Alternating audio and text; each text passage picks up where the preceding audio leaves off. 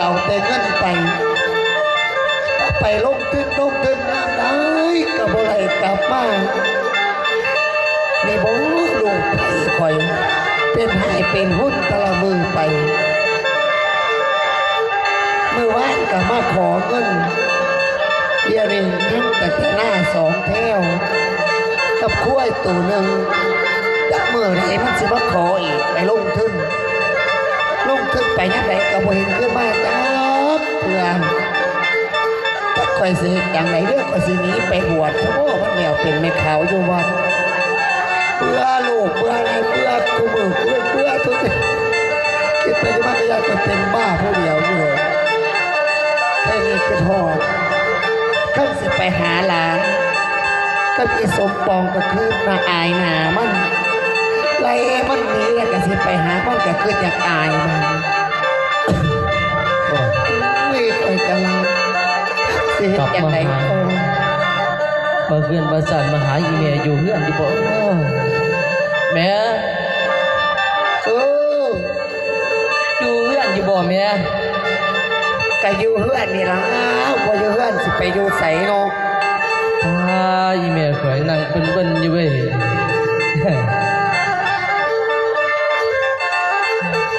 สิกล้าเบาอยู่บ่อีเมย์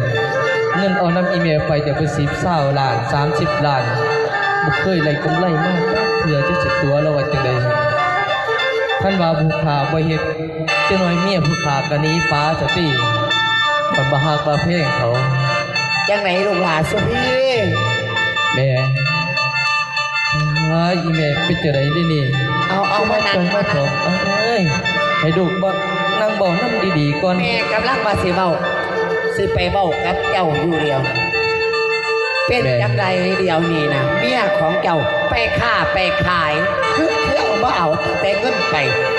เดียวนี่เงินแม่ให้หน้าแม่กันนักแต่2เที่ยวแม่เดือนนึงทำกำเกี่ยวที่ว่าเมียดุไปค้าไปขายมันก็ไหลจิดอกแม่เดี๋ยวนี้มือบ้านนี่เมียของลูกเอาเงินมาได้บักหลายแต่บาดดูมาหาแม่วันนี้คิดว่าอยากมาเอาเงินในอีเมลไปลงทุนสลอกเอาถ้าว่าได้เงินมาสิมาเอานะแม่ไปลงทุนจะไหนบ้างเงินที่บาเมียของดูกไหลมากมันบ่พ่อจะได้แม่คิดว่าอยากเอาไปตื่มของกันเท่าไหร่ตัวทึ่นจะได้มันบ่พ่อหลายปันไหนเดี๋ยวนี้แม่เงินกำเกี่ยวเดี๋ยวนี้มันบ่พ่อ50 ล้านจะได้แม่มาขวางมันถ้าว่าบ่พ่อหลายแต่น้องแม่เป็นจังไหนนี่ท่านลูกบ่เอาไปให้เมียของลูกไปต่อเขากันมันสิบ่ไล่เงินทำมาซะนี่เอาจังสีสาแม่มาให้เมียจะเศร้าซะไปค้าไปขายนะแม่มาหาขายหมากไม่คือเขาขับฮอนนี่เป็นอย่างนี้มานะแม่ไปขายฉันมันบัวไล่หรอกแม่เดี๋ยวนี้เงินกำลังเขาโถงเนี่ยนี่จะมาข่อยจะมาขอแล้วจะไปต่อเขาไอ้พวกจังไรหลายจังไหนก็สิเอาไปมึงจังไหนก็เอาให้ไล่แม่เอาจังสีสามเอาไปขายเที่ยวนึงป้าไว้เฮ็ดอยู่เฮ็ดกินแบบนั้นแม่บอกดีป่ะนี่เอาไปมันเดียวมันตัวขันบ่ให้เจ้ากับว่าขอเป็นเธอสุดท้ายนะเด้อแม่ลูกมาขอเจ้าเป็นเธอสุดท้ายอีดีแม่เงินกำขึ้นกำไรมันที่ว่าไหลมากลูกสิแบ่งไงแม่100 ล้านแบ่งบ่แบ่งกับบ่ว่าแต่ว่าให้เพื่อนี่เป็นเพื่อสุดท้ายบอกอีจำปีคือกันเอาแม่เสียแปลวให้เสียเอาไปขายแปลวตะดินว่าหายไปขายไปแม่ไปเงินศาสตร์หยาบศาสตร์ก็มูนกระปังโอ้ยอีบอยขานะเราคือโมเห็นชนใจมูนมั่นโมนโขขายผู้เดียวเว้ยขออย่างนะแม่เด้อโอ้ยยังเขายังแก่ยังหยาดลมอยู่ที่ถึงยังดีอีเมย์ยังไห้อยู่พอได้คิดงอคิดเงียงบกกาเขามาหาเรายังดีเราให้หน้าทงเดียวไปขายไปจะได้กระตามสร้างเอาใจเมียไว้ก่อนท่านบ่เฮ็ดจังซั่นเขาก็สิดีเป็นจะได้กระตามสร้างผู้ขายเองคิดว่าสิเขาไป พอคนหาเอาเงินอีเมลเดี๋ยวก็ไปให้เมียไปต่อทื่นไปขาไปขายเบิ่งกันนะคุณนี่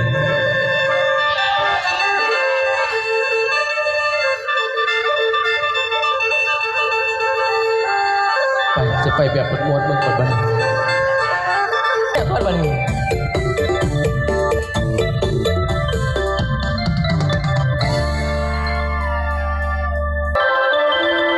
แล้วจนแสงหลอกทองพุ่นสิขึ้นสูงสิขึ้นสูงน้องไปแสงนั้นแล้วแสงเจ้าเถื่องหลากใสให้ถือใจศรัทธาเจ้าเอาเสียงลำเดินไปอ่อนลำเป็นก่อนพญาเขาเศร้าขนาดน้องญาติพี่น้องมาฟังเรื่องต่อนิทานละแม่เอ้ยแม่เท่านี้ไก่จากบ้านในละวางเขาก็หลายเดือนนั้นแล้วบาดนี้แล้วย้อนความทุกข์อันนั้นอัตอาจจะห่างลาดอกไก่บ้านลาเป็นบ่สูงก็มาสานซ้ำไล่ถือมาเบาบ่คอยโอ้ยโอ้ยข้ามเอ้ยข้ามข้ามเอ้ยข้ามวาสนาพระพวนโอ้ยโอ้ยบ่คอยได้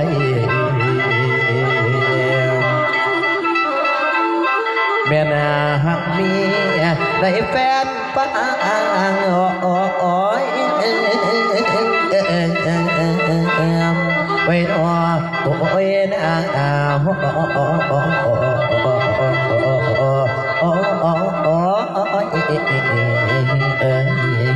ละนะพี่น้องเอ๋ย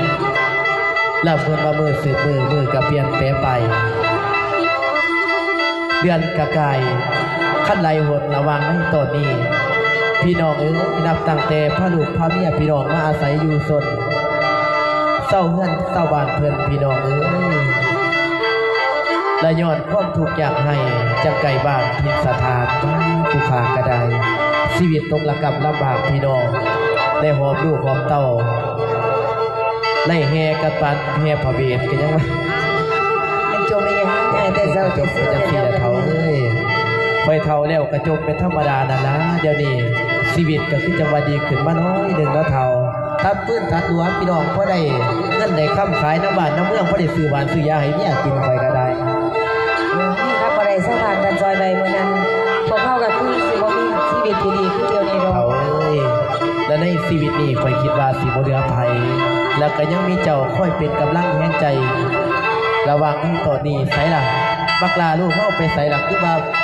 ไปหาเดียนหาเที่ยวผมก็บ่เห็นไปเห็นมากเขาอยู่ตัวบางหันก็โอ้บักลาเดินเขา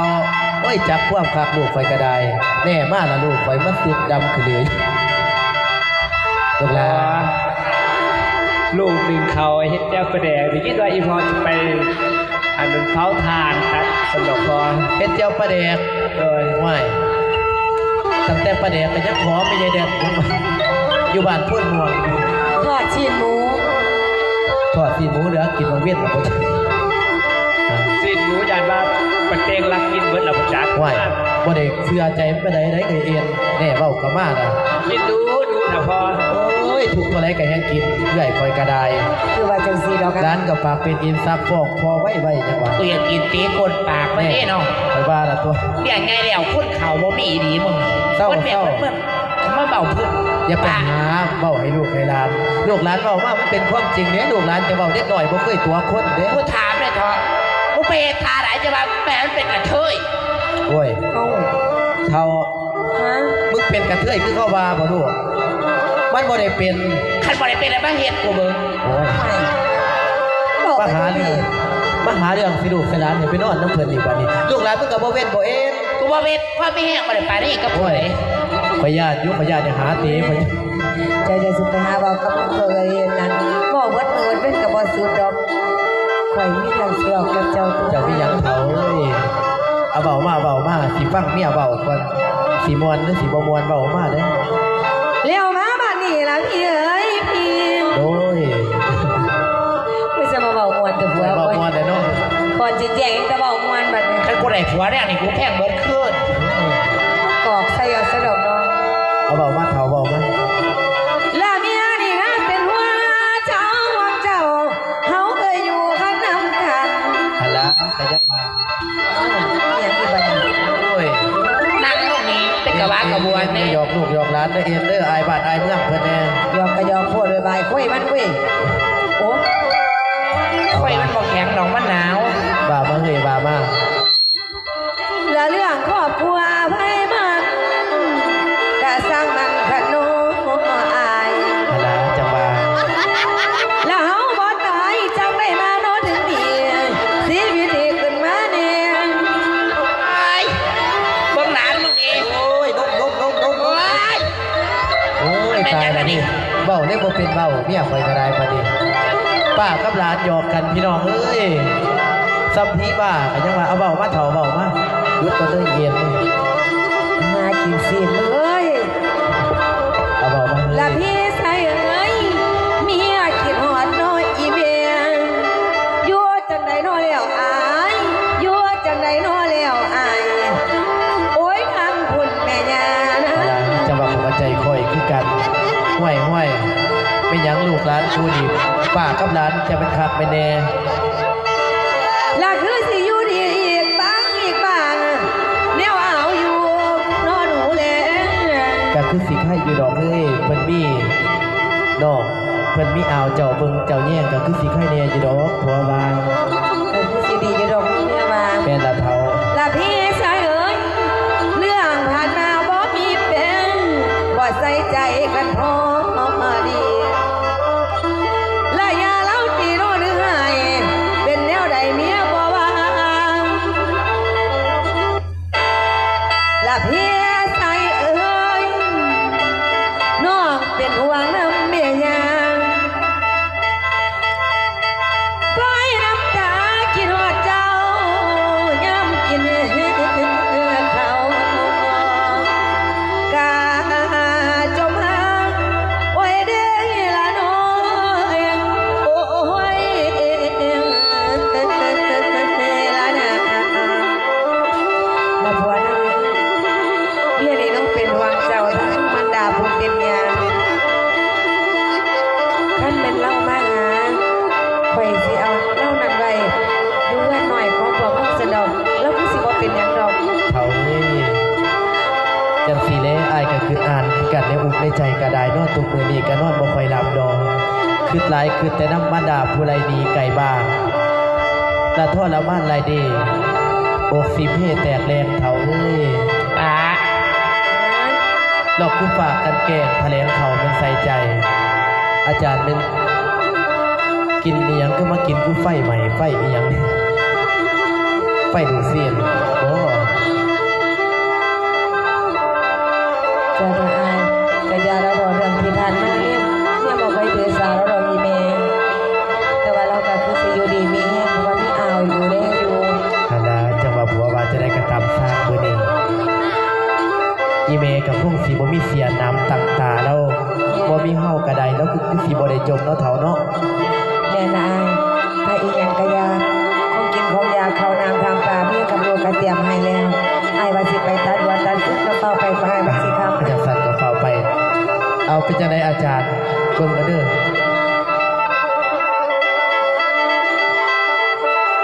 เอาขออนุญาตหน่อยหนึงก็ได้จะสิเพื่อนสิเดือนให้เด้อพี่น้องเด้อเนาะ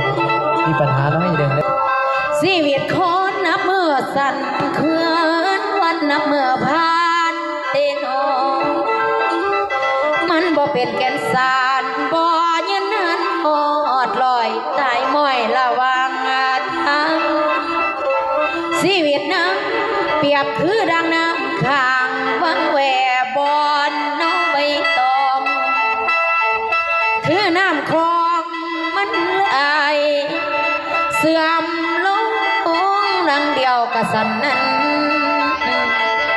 ชีวิตคนนับมือสันคือดังยุ่มมาบานกอดคอด้วยไม่ทน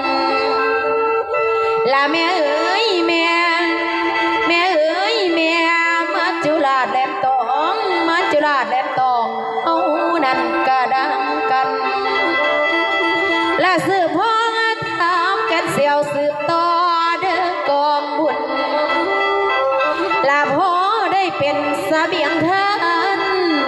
ขุดสู่เมืองฟ้าและเป็นสะพานบันไดแก้วพอเป็นทางให้เฮาแต่เด็กและแม่เอ๋ยแม่เป็นปัจจัยจองให้เฮาสู่สวรรค์ไว้เด้อน้องไว้น้องโอ้ยนะโอ้ยละนะพี่น้องเอ้ยใส่หัวไปขอเงินน้ำเมียแต่ก็ได้มาจบเจือพี่น้องโอกาสของจำปีมาถึงแล้วจำปีสิหอบเอาเงินก่อนนี่ล่ะไปกับผู้บ่าวก็เป็นหยังดอกอยู่ไปเท่าไรก็แห้งเปิดแห้งเดือนแน่เมืองหนาก็ยังบ่อยากเน่นก็ยังหวังแน่มาเฮือนก็บ่อยากเห็นหอดแม่ยาซะเดียวนี้โอ้แม่ยังหรอกอยากได้แต่เงินแล้วล่ะบุญมั่งสักญาณแล้วก็แบกกับปันให้เบิดแล้วบ่มีอีหยังละบาดนี้เหลือแต่เงินนี่ล่ะก่อนสุดท้ายบ่ห่วงหน้าบ่ห่วงหลังหยังแล้วสิไปมีความสุขเอาดาบหน้า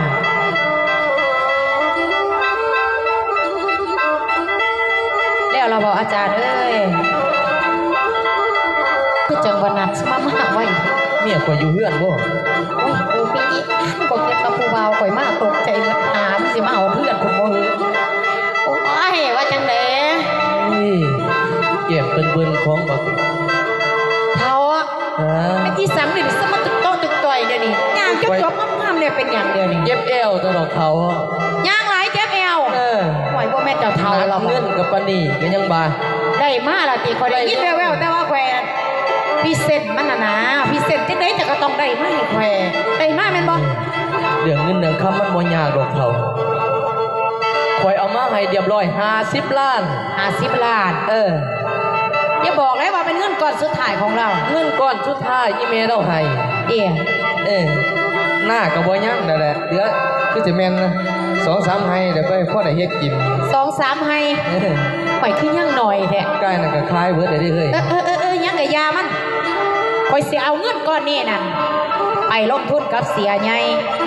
ไอ้เจ้านาทาอยู่เฮือนเข้าใจบ่บ่ต้องไปโทษไปจิกหยังข่อยทั้งนั้นฮอดย่ามมากข่อยก็สิมาเองเข้าใจบ่ ให้ผัวถ่ายอยู่เฮือน ทาอยู่เฮือนนี่ล่ะสิไปเฮ็ดอีหยังเด้อเด้ ข่อยคิดว่าเงินก้อนสุดท้ายนี่ข่อยคิดว่าจะไปค้าไปขายน้ำซะหรอก บ่ต้องข่อยไปคือเก่าบ่เป็นหยังหรอกข่อยเจรจากับเขาไว้แล้ว เจ้าไปจังได๋ถ้าเกิดมีส่วนแบ่งอยู่นี่น่ะมันสิมีคำบอกขึ้นมาอีกข่อยบ่อยากเว้าหลาย ส่วนแบ่งจังได๋ดิเฮา2คนเป็นผัวเมียกันมันสิแบ่งจังได๋เนาะ เอากับส่วนแบ่งกับเสียเพิ่นน่ะเด้เอาอีหยังก็อย่าข่อยขอซะมิแต่ว่ารอบหน้าเจ้าจังไปนำแควรอบนี้ข่อยสิไปผู้เดียวซะก่อน เอาจังซั่นบ่ เอาจังซี่ล่ะ จะได้ก็ตามสร้างผัวนี่ตามมุกตามใจเมียเบิ่งทุกสิ่งทุกอย่างซะเด้ แต่ผัวอยากได้หยังเมียก็ยังจัดให้เนาะ แต่ว่าอย่าสิลืมได้เด้อเด้อ เรื่องมีหยัง มื้ออื่นหั่นตอนเช้าซับให้ได้จัก2หลอก โอ้ยยังห่วงอยู่ บอกแล้วว่าเจ็บแอวก็ยังห่วงอยู่ โอ้ยเห็นมาเจ็บจังซี่นี่ปัดอันนั้นมันก็เศร้าเองมันหลอกก็ยังว่าเอาไปพักผ่อนซะเฒ่า อาทิตย์4เท่าให้เจ้าเฝ้าไปลงทุนทุกคนได้ก็คือกำไรแล้วมันสู่อายอยู่เฮือนเด้อล่ะเด้อ บ่ต้องไปห่วงสิให้ข่อยไปก่อนหรือสิให้เจ้าไปก่อน เอาข่อยไปก่อนก็ได้เพราะว่าเจ้านัดกับเสียเมียนบ่แม่นบ่ ผมก็ย่านบ่ทันผมสิไปก่อนก็ส รอ นะ ไปเฮ้ยไป เด้อถ้าอยู่เฮือนเด้อห้ามโทรนำข่อยเด้อ โลยอีแม่เมียโอ้ยตายเด้อกูจักสิเฮ็ดจังไดก็ยังว่าจักผู้ขาสิหังสิมีจักผู้ขาสิทุกข์ก็บ่ฮู้จักเบิดเงินสิเข้า200กว่าล้านได้อีแม่เงินก่อนสุดท้าย50ล้านอีแมวให้หน้าก็จนยังอยู่2ให้ โอ้ยตายแล้วกูไปเที่ยวไรก็มีตั้งแต่ว่าเขาติดหนี้ติดสินถ้าเอาบาทเดียว บานนี่จะได้มาอยู่พี่ทุถ่ายมาสิยันเหลือแต่ม้อยมันจะได้มาให้ข่อยเศร้าอันนี้โอ้ยตายเลยเนี่ยนี่ไปพี่จะได้ก็ตามสร้างทุกขาเองคิดว่าสิรอดหาเมียฟังข่าวดีเอาเงินล้านเงิน200 ล้านนี้มาให้อยู่เพื่อนอยู่ซะพี่จะได้สิเข้าไปพักผ่อนล่อใส่เงินน้ำเมียไอ้สิได้แม่งเอ้ยหัวคิดมันสมองบ่ต้องเฮ็ดเบี้ยเฮ็ดงานมันหนักมันยุ่งสมองถ้าใส่เงินอย่างเดียว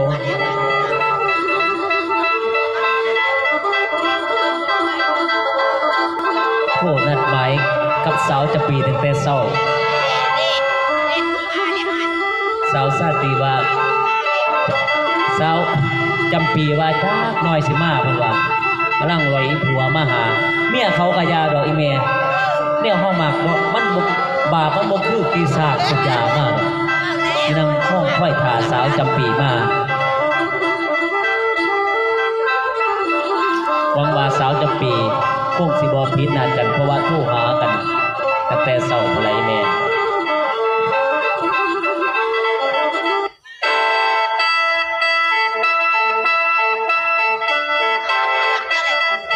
ถ้าหึงบ่จักนัดกันไว้ฝ่าวหน่อยใจเด้อ เนี่ยฟังเสียงมาก เตรียมพร้อมแล้วเด้ป่านี้บ่เอาอีหยังมาดอกเสื้อผ้าไปซื้อเอาทั้งหน้าเพิ่นเอาแต่เงินกับพ่อ แม่นี่ดิ ว้ายมาแต่หึงเดี๋ยวนี้ กับมา จะว่าเป็นหยังเนี่ย ไม่ยั้งนั่นน่ะ ไว้ก็เดาเอาตัว โอ้เมื่อวันที่หอบเสื้อผ้ามาบ่เอาได้ ไว้ เดี๋ยวเบิ่งก่อน บ่แม่นเสื้อผ้า ไม่ยั้ง เงิน โอ้เงินสเตท ว้าย จักแล้วหรือว่า ก็ยังจะเปลี่ยนบ่เจ้าแต่เสื้อแต่ผ้ามา เอาละ โอ้ย จัง นักว่างไว้สักก่อน อ้ายเลยคิดฮอดเสมอสุวรรณคิดฮอดหน้าเจ้าว่าโอ้ยสิลอยผัวมาหาได้บ่ คิดฮอดนั่นบ่เจ้าคือสิสมหวังแล้วล่ะค่อยป๋าผัวแล้ว ว่าวลีติป้าผัวล่ะติ ไอ้ก็เว้าอีหลีแล้วเนาะ บ่ ขี้คร้านอยู่บ่อยากแนมเบิ่งหน้าอยู่เฮือนกันโอ้ยแอบไปทางไหนก็ขับหูขับตาซะนี่บ่ตัดสินใจมาอยู่รับเจ้าแล้วได้ แม่เลยติบ่เว้าเป็นตาดีใจแท้แม่ว่าให้เขาลอยผัวมาหา เขาผัดซ้ำป้าผัวมาหาซ้ำบ่ได้อันนี้นางไอ้นาง ว่าจังได๋ อายนี่ดีใจล้นเฮาสองคนสิได้ความ จะปีก็ดีใจคือกัน ละคำเอ้ยคำอายสิพาเข้าความของนางเอ้ยนางอายสิพาเข้าความของในวันนี้สิห่างไกล เว้าอีหลี แม่นก็บอกว่านี่เนาะของกอดแน่น้องอายกอดได้ ว่า เพิ่น ใจเย็น กูก็ให้กอดแน่เนาะให้ว่า ๆไว้ดินโตในตีน้อยหนึ่ง นางเอ้ยนางของกอดแน่น้องอายเพราะซอยเสื้อในหัวใจแนว เว้าอีหลีบ่เดี๋ยวนี้ตัวจำปี กับ บ่ แม่ จัก สิตัวอย่างเนาะก็รอท่าผู้สาวแม่นางนั่งไม้บ้านบ่มีบ้านโพนม่วงก็มักอยู่แต่ว่าบ่มัก เตี้ย เป็นยังว่าท่านอกป้าผัว ไม่คิดว่าปากหวานบ่แม่นเนาะเว้าอีหลีเนาะ ของกอดแน่เด้อนางพอซอยเสื้อในหัวใจ ไปสตีที่น้องสองคนเฮาเฝ้ารีบด่วน โอ้ยมาถึกใจแท้เนาะบัดนี้เนาะมันแฮงหนาว ไปบ่ล่ะ ไปละเนาะสิพาไปทางไหนขึ้นเหวหรือว่าลงไทย ไปมวนซื้อเร็วจึงโตเมื่อเฮือนอายแม่นอยู่เมืองนารวนนวลเอ้ยโอ้ยนาโอ้ยน้อโอ้ย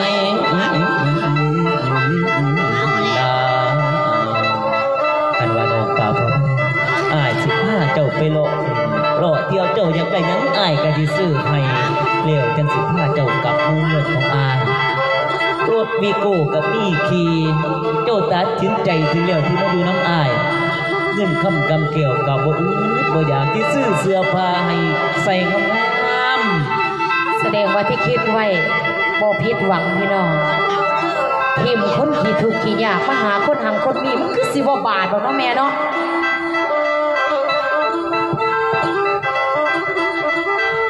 อัน ว่าจังใดละจำปี และยามได้ฟังไอ้บอกมาขาดกาวดอกความในนอนน้ำกันสานองว่า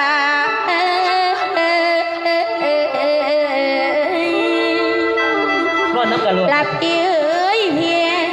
ขันบอตีว่าเอ็นน้องเป็นของ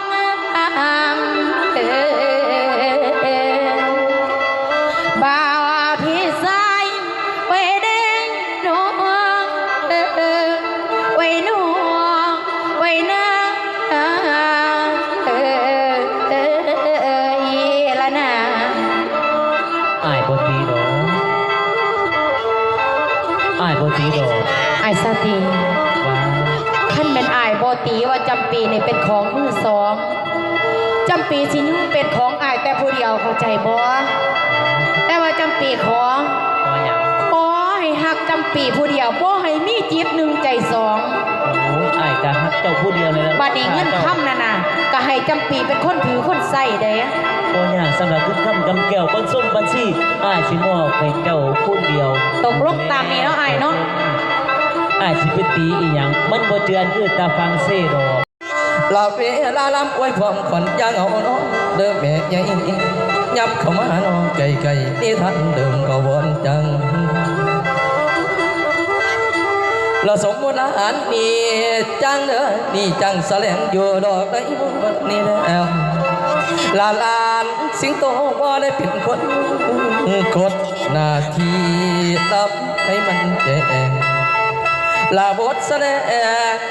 กำลังเข้มเหลือจะเป่าป่าลาพอศรัทธาเหลือแฟน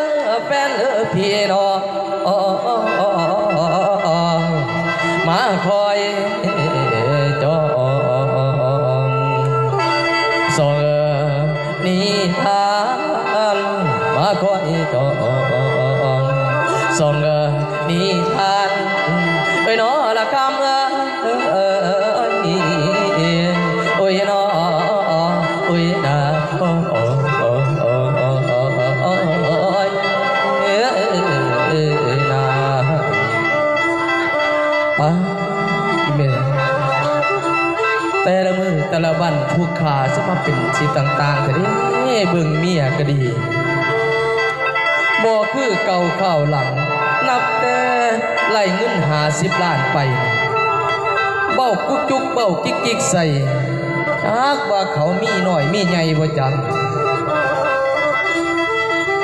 มันบ่เป็นตะกิดก็คิดอยู่เด้อีแม่ตั้งแต่กี้นั้นเบาหวานอ้อยอยากกินนั่นอยากกินนี่ผัวก็เฮ็ดให้อยากซ้ำเศร้าผัวก็เฮ็ดให้อยากซ้ำเล่งผัวก็นำให้สีเลือกๆมากก็นำให้อีกยังบ่นำใจอยู่พวกมาเดี๋ยวนี้จ้าก็เป็นอย่างผู้ขี่ก็ยังสู้บ่ได้โอ้ย ถ้าได้ขึ้นฮอดบันไดได้มีแต่เสียงจมพกหัวบาดนี่จมอีหยังกะยาช่วงนี้มันอารมณ์ดี เสียงแว่วๆมาแม่นแล้วดิย่านเดือแต่ม้อยมาบ่จักบัดนี้ ทำงานคือบอกคนแน่เลยเจ้ามีหยังล่ะเท้า โอ้มาแล้วบ่เฒ่าโอ้ยก็จมไปจะซื้อเลยเฮ้ยโอ้ย จะเป็นคนปวดขาจะเป็นคนปวดแขนเขาเลย ปวดแห้งบ่เฮ้ยเดี๋ยวผัวนวดให้ ไม่คนไปหาเงินหาเขามันก็ปวดตัวเนาะ แม่นตะบ่โอ้ยแม่เพ่งโอ้ย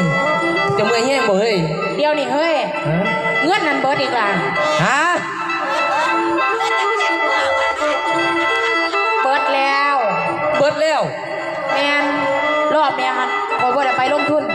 ผมไปเรียนบางอีเตาน้ำมัน โอ้ยน้อย คอยไปเป็นเจ้ามือส้นกับเขาเท่าเจ้าพวกคอยโอ้นี่ตนคอยเนี่ยคอยสอกซ้ำมากกว่าปวดเบิดตาเบิดแขน เฮ้ คอย ยกะสิตุนอยู่หรอกเมีย50 ล้านเบิดทิพตา อีหยังกะยาเฮ้ยเงินสำนันก็ตายเฮาก็หาเอาไหม แม่นอยู่คนน่ะแข็งกูยังอยู่ได้หึงมึง เท่า ฮะ ไปขึ้นพ่อพอดี บ้า ห้วยตู่ของอีเมเฮาอะนะ โอ้ คือตู่กีตาร์ตัวนั้นแหละตัวมูดตัวมั่งนะ เคยตูกกีตาร์บ่ ไอ้เจ้าไปเอามาให้คนเนี้ยบอกให้เราขายข่อยไว้เนี่ย ขายอีเด้อมันก่อ อนสุดท้ายเลยเฮ้ยเรา ก่อนสุดท้ายนี่ล่ะเสาสุดท้ายบอกเราเลยว่าสิบ่เอาบ่นมาไหว้แล้ว สุดท้ายว่าจะคุ้ยมันขายไปเดี๋ยวนี้อีเมลเราขายให้เฮาเด้อคน เอาขายล่ะ ยักอีหยังแน่บัดเนี่ย มันก็ยั่งตั้งแต่มุ่นให้หน้าสองให้นะมันขายบ่ได้อยู่ดิ สองให้ก็ขายเฮ้ย สองให้ก็ขาย เจ้าเฮ็ดได้บ่เพื่อเมีย โอ้เว้ยก็เฮ็ดไรอยู่หรอกเขาแต่ว่าไปเที่ยวนี่เราสิให้เฮาอยู่บ่เพราะว่าเราก็บอกกับข่อยเดี๋ยวนี้เฮ้ย เทื่อเดียวก็ยังว่าเทื่อเดียว สัญญาข่อยสิบ่ให้เจ้าไปมุดไปไหว้แล้วหรอกบัดนี้บอกว่าเทื่อเดียวนี่ล่ะลูกไผ่เจ้าแล้วขอเทื่อเดียวว่าสิ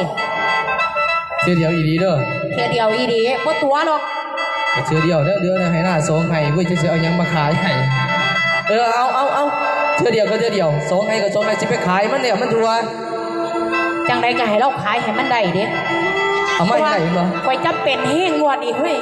เสียเอาไปหยังดอกบัดนี้ อีสังกะยาอยู่ในเหนียงข่อยนี่ล่ะจังไดข่อยสิเอาทุนมาแทนเจ้าสองเท่าไป อีดีเด้อ แม่นจะบอกกับเราแน่นี่เด้อ โอเคเดี๋ยวพอสิไปหาอีเมลก็ให้เราขายเอามาให้เจ้าแต่ว่าสองให้ก็สิบ่ไหลแล้ว50 ล้านสิมองประมาณ20 ล้านนี่ได้เฮ้ย มันได้อยู่เพราะว่ามันเป็นหน้าหิมทางหน้าเตียนบ้าน เอาไหลก็ได้สิลองเบิ่งสิลองบอกกับอีเมลเบิ่งเด้อ เดี๋ยวสิไปบอกอ้อแอได้จังไดเจ้าก็ให้เราขายมาให้ข่อยจนได้เจ้าเข้าใจบ่อย่าสิไปบอกอ้อแอว่าได้ก็ครบข้อแล้วเส้นให้โลก มันสิบ่แห้งบ่เฮ้ย แห้งปานใดก็อย่าข่อยต้องการเงินงวดนี้จะเข้าใจบ่ ฮะเฮ็ดไรทุกอย่างเว้ยเพื่อเมีย อันน่ะมันจังได้ใจเมีย แต่ว่าเที่ยวนี้มั่นใจว่าสิได้มา ฮะ มั่นใจว่าสิได้มาคืน 70%ข่อยบ่ให้ลุกก็แล้วกันงวดนี้โอเคนะ โอเคสนะ สัญญา 70%กับ70%ที่ผ่านมาบ่ได้เนาะเอาตั้งแต่ตัวเดียวนี่ซะ เอาตัวนี้แหละข่อยสิเอาคูณให้ไป2-3 เท่าพุ่นก็ยังว่า โอเคเลยเอา ไปคนละทางข่อยก็สิไปคือกัน ไปจะไปทางนี้ แม่นให้เจ้าไปเอาเงินเขาก็สิเขาไปในบ้านบัดนี้ จะไปอย่างไรบ้านก็บ่หาผัวอยู่ ไป นี่ หาหมูข้าวเดียวข่อยก็มาดอกประมาณ3 ชั่วโมงผู้นี้แหละเจ้ามาแต่หน้า โอเคมาจิกสิขายท่านมันเลยเขาจะเอาเงินน้ำเขามาก่อนเนาะให้เนาะ ไปบอกอีเมลเราขายก็ยังว่าคนอื่นเขาบ่ให้เฮาแล้วจะเข้าใจบ่เฮ้ย ก็แมนอยู่เฮ้ยแต่บ่พ่อบ้านเพิ่นหนีเด้มื้อนี้เพิ่นบ่อยู่นี่พ่อบ้าน นี่ก็ยังว่าให้เราไปขายก็ยังว่าบ่เข้าใจบ่เด้อ โด นี่ ย คือคำสั่งของเมียเข้าใจบ่ โดยอีเมลเพ่งเดี๋ยวผัวจะไปเดี๋ยวนี้เด้อเฮ้ย จังได๋บ่หาย เอาไปกับไปเจ้าเด้อไปคนละทางเนาะโอเคโอ้สิเหลือยังนี้กูน้องบ่ดิสิบ่ขาข้อกูบ่ได้อย่าได้ก็ตามสร้างเฮ็ดเพื่อเมียเว้ยบ่เฮ็ดก็บ่ได้ ข่อยก็สิไปทางพี่น้องมัน เขาสิบ่ให้นอนนำจังซี่ ผู้บ่าวก่อน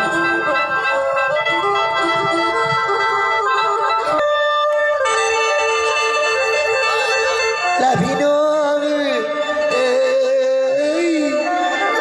ในหัวใจน้อเมื่อยมอยขออยากมอยเป็นเอาตายลาเคิดลายเต้คิดมาสิเป็นบ้ายายออกมาน้ำตา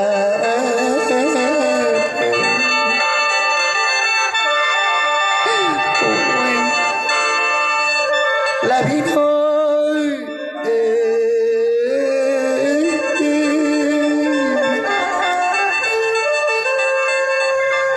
และพี่น้องเอ้ยคิดเพื่อนหน้าโน้เพื่อนหน้าสิเป็นบาอยู่ผู้ดี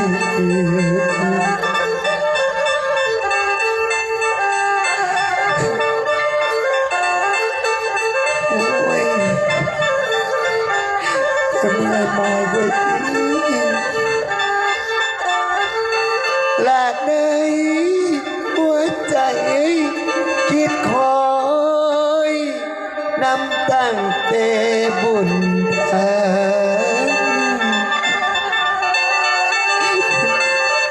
ลาจากเขากินโดนเอวใจอยู่ ใส่คุยน้อ